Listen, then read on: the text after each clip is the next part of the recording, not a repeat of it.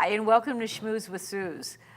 Got an interesting one here. You know, I'm a big fan of nonprofits, specifically when it's either children or seniors. In between, you're on your own as far as I'm concerned, because you can find your own resources. But I think we need to really protect and take care of those vulnerable populations, the ones that really need a little bit of more hand-holding. I've got Mary O. Kerrigan with me, and she is from Step Up Ventura. How did you guys get started, and where did it start? We started about a year and a half ago. Okay. There was a task force that formed because the program at Project Understanding, which is a wonderful program to help homeless families, and it's the adults that they help to, get services. There was an intern there that said there wasn't any program for the children, for the very young children.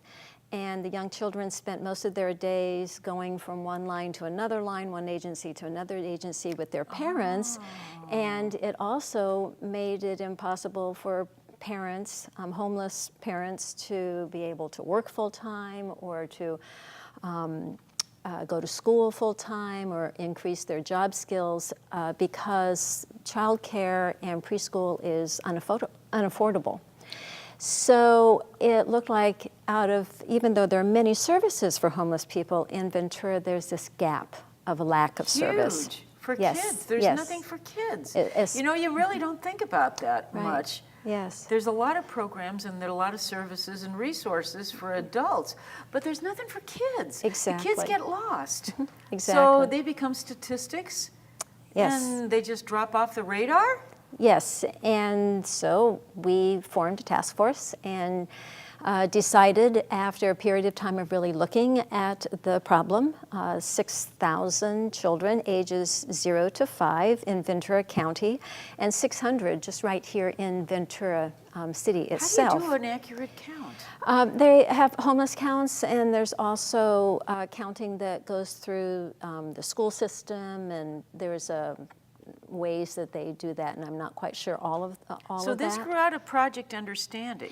It came from an intern that was working at Project Understanding saying, I'm working with the parents, but there's nothing here for the children. So somebody actually just stepped up and said, hey, let's put together a group of people that are interested, and your background is? I was a child and family psychotherapist for 30 years. Wow. So my background is mental health. Judy Alexandra was the person who pulled the task force together, and only she could. and she's worked in this great. Community for, again, she's an icon. many years, really addressing the needs of disadvantaged families and homeless families. And out of that task force, we formed a 501c3 organization, agency, nonprofit. And we've been working on our mission, which is providing childcare and preschool for homeless children ages 0 to 5, and to really strengthen and enhance the parent-child relationship by having a place where parents can come and have a meal with their child before they go off to work or school. So you have an actual dedicated space? We don't have a dedicated space now. You need one? We need one. They need one? We need one. Okay. We thought we had one, but it really wasn't right for state licensing, and we are dedicated to meeting state licensing requirements. So, what specifically do you need? So people at home know that maybe somebody that's watching or listening that can actually say, hey, I've got just a space, yes. I've got this building that I own. Right. We need a space at least for 2 classrooms, because we need a 0 to 2-year-old space, and we need then 2 to 5-year-old space. And we need an office space, an administrative space. One of the things that's very challenging with state licensing is that we also need outdoor space. Oh. We need 75 square feet per child of That's outdoor a lot space. Of space. It's a lot of outdoor space, especially because we would like, if possible, to at least have our first site be located downtown to midtown, where there are a lot of homeless families. And services are probably more centrally located. Exactly. That's challenging. It is challenging, but we do want to keep each site fairly small. We don't want to get larger than 60 children, and we would like to be able to start a program of about 15 to 20 children. And so we're looking for a space to be able to start our program. And our goal is to have several sites throughout Ventura County because we know transportation is so difficult for homeless families, and we want to have the sites be as much in the neighborhood where the homeless families are living, so transportation is not such a challenge. Would you be able to maybe even partner with another agency? We would be delighted to partner with another agency, and we've explored that. Nothing really has come through yet in that area, but we definitely would consider that. We are dedicated to having a nurturing, welcoming environment, but because our program is geared to be a therapeutic program, it can't be just a typical, regular, very, very busy, active preschool setting. It needs to have some things in the environment that are more therapeutic.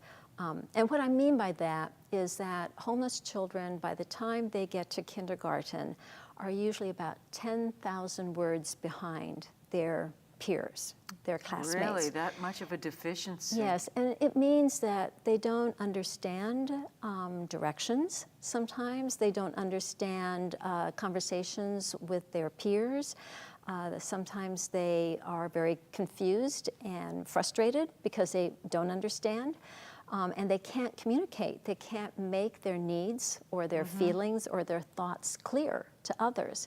So they lag behind, and they end up feeling embarrassed and end up feeling not like everyone else. Do they different. isolate? And so there's two things that they often do. They will isolate, they'll hide under tables, they'll run out of the classroom, or they get angry and they fight back. They strike out.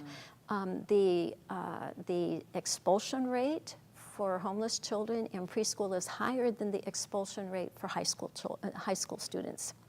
No kidding. Yeah, and it's because, any of us, if we're in an environment where we feel like we're being laughed at or misunderstood or not helped, why would we want to be there? You lash out because you're insecure. Exactly. So one of our big goals is to build trust, to really create connection, to really help these children make good connections with the adults and make good connections with their peers.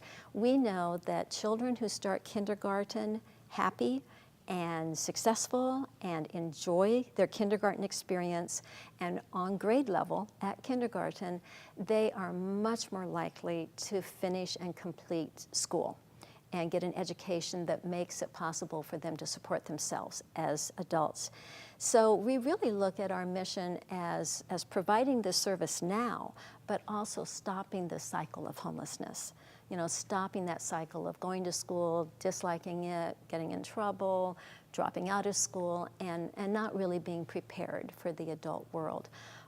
We really look at early childhood education as an essential part. I would think so. I mean, that's on so many levels, just not only for intellectual growth, but emotional growth. Yes. Without that, I mean, if you don't have both of them, then you're totally deficient, and you will have those characteristics that you just mentioned. Yes, and they don't know how to make connections. They don't socialize, do they? Exactly. So, that connection, we all need. We all need strong, healthy, caring, encouraging, enriching, thriving connections, and that's one of our main goals.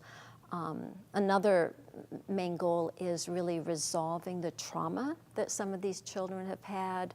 The difficulties, how would we feel if we didn't know where we were going to sleep every night? Oh my God, the fear. Yes, how would we feel if we didn't know who was going to be taking care of us the next day? More fear. Exactly. And how would we feel if we didn't know when our next meal was going to be? Again, abandoned in fear. Yes. I mean, you're dealing with a whole lot of negatives, especially to somebody that, a small child this will affect them the rest of their lives. Exactly. And when you're young, you can't understand it. Well, you don't have any skills to cope. Exactly. So you're constantly confused. Yeah, and so you're what we call constantly scared Sure. and anxious Absolutely. and worried. Yep. All And of that. so it makes our brains, when we're like that, we don't think very well. You know, we can't really learn when we're worried. How can you be and anxious. successful, you know, I mean, because this is when you're imprinting. Yes. This is the early childhood years. When does most of that take place? Up to about age, what, 4, 5? Yes, yes. In fact, the brain grows faster between age 0 to 3 than any other time. And so if you're imprinting all this negativity and all this fear, that's the way you live. and That's then the way you see the rest of your world. life, I Yeah. mean, you're pretty much colored by that time. Exactly. It really influences how we see the world and how we see ourselves in the world. So it's essential that we do something at that stage. How do you convince the people, the decision makers, say your elected officials, how do you convince even your neighborhood populations with that? How do you get out there and get the word out, other like the venue like this? I mean, do you make presentations? I make a lot of presentations. you do. Going to different groups, charity groups, making presentations in schools, making presentations in government agencies. You know, the research is there. The research says that early childhood education is the best and most essential investment Correct. in a person's life, and that it helps the community as well. Every dollar spent on early child education saves our community $7 to $11 So in it's the prevention. future. It's prevention. And so the research is there, but you know, really, we can know it up here and not do anything about it. We have to really know it from our heart that these are children and families that need help. That is the hardest part of all, to be able to educate the general public so that they can participate on some level. Exactly. So you've got a board, a large board? We have about 10 people on the board That's now. all you want? We have a hard working board. We have a very professionals? committed, very dedicated people, in many walks of life in terms of professional How background. old is the organization? How long have you been around? We incorporated in December of 2014, and we had been Okay. meeting all that summer up until December. And so we've been around for about a year and a half in terms of really raising money and raising awareness. And, you know, you have to raise awareness first before you can raise Well, you have to educate the aware. population. Yes, yes. So for example, like raising money, you do private fundraisers. Do you get any funding from the county or the state at all? Do you apply for grants? We are applying for some grants. It is Okay. difficult, though, when you're a startup. It's much easier once you have True. a program Once you're going established. to get a grant. And in terms of government money, unfortunately, the money for early childhood education is being Gone. cut because it's contingent upon the tobacco tax, which has been that funding has been going down over the years. So right now we will be able to get some help from the government in terms of food. We want to be able to give 2 full meals and snacks every day, 5 days a week. We want to be open from 7 in the morning to 7 in the evening. So we will be getting some help. It's a long day, but so we will be getting some help in terms of food, food share, you know, those kinds of organizations. They're kicking in, okay. And we are really wanting help from volunteers that want to come in and work one-on-one with children. I talked about trauma. You know, one of our goals is to resolve that fear. You know, get children so they are happy and excited and open for learning and not fearful. And so that takes a lot of one-on-one time and attention. So we're going to want volunteers to be able to come and help with that, as well as our educational staff. Do you get any resistance from parents? I mean, I would imagine you'd have a very small resistance to parents, but maybe that don't quite understand what your mission really is. Do you have to educate parents as well? I think so, some. To some degree? Yeah, to some degree. But a lot of parents, you know, see that their child needs a safe nurturing place to be. So they're They open. see that their child isn't happy being, strolled from agency to agency or have no play space. And so I think that we want a place that's welcoming for both parents and siblings of the children, a place that's safe and nurturing and really support those relationships as well, the parent-child relationship of just being able to play with your child. This is heart-rending. I mean, it breaks your heart because, I mean, these are children that they depend on us for their care and their well-being. Yes. And when they can't get their basic needs met like this, yes, and that's exactly right. The basic needs are the way for children to feel cared about and also feel lovable and to feel capable. And we really want these children to thrive. We want them to be ready for kindergarten. We want to help them resolve the trauma and help parents, know how to work with those issues with their children so they can be supportive for a lifetime. I keep thinking there's got to be some partner agency that I'm not thinking of that's out there, or somebody out there that understands the plight and understands your mission and would partner. There are agencies that understand our mission that work with the homeless. But this is unique. This is an expensive program. Sure it is. In this sense, because it's so time consuming. It is. It's time consuming. And there's so many components that really need that funding, that mechanism to make it work. Yes. Yes. And there's so many components. Yes. Yeah. There are a lot of pieces to put together. So it's a big mission. But I believe this community has a big enough heart. I do too. To meet that. I do. It's a very compassionate community that really takes care of their own.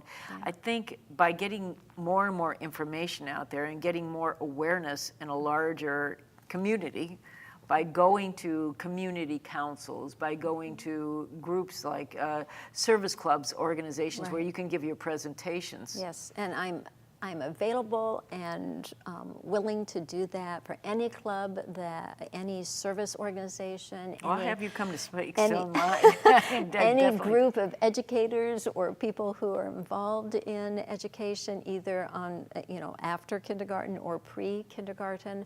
We really want to get the word out that we are happy to partner with people, and we're happy to have people support us. In terms of money donations or in terms of any kind of space that's available. Your board obviously does a lot of strategic planning. So you do long-term goals and what your needs are, and short-term goals, which is what you're dealing with today. Right. So, but you need space. Space. I mean, without a real dedicated space, it's kind of difficult to actually organize this. Once that happens, then you could get self-sustaining funding, I would imagine, because then that opens the door to some real dedicated funding at a larger level. Yes. Just knowing the way nonprofits work. I've dealt with nonprofits for over 40 years. Yeah. I mean, I'm oriented at nonprofit. It's just what I'm interested in doing because I really see the positive good it does. There's so many agencies that I would love to really explore with you that maybe would be really interested in partnering. Have you ever approached like Ventura County Community Foundation or any of those people? Yes, we've done some of that, and some of it is that training, there's available training. I think space and facilities is much difficult in regards to funding. Churches.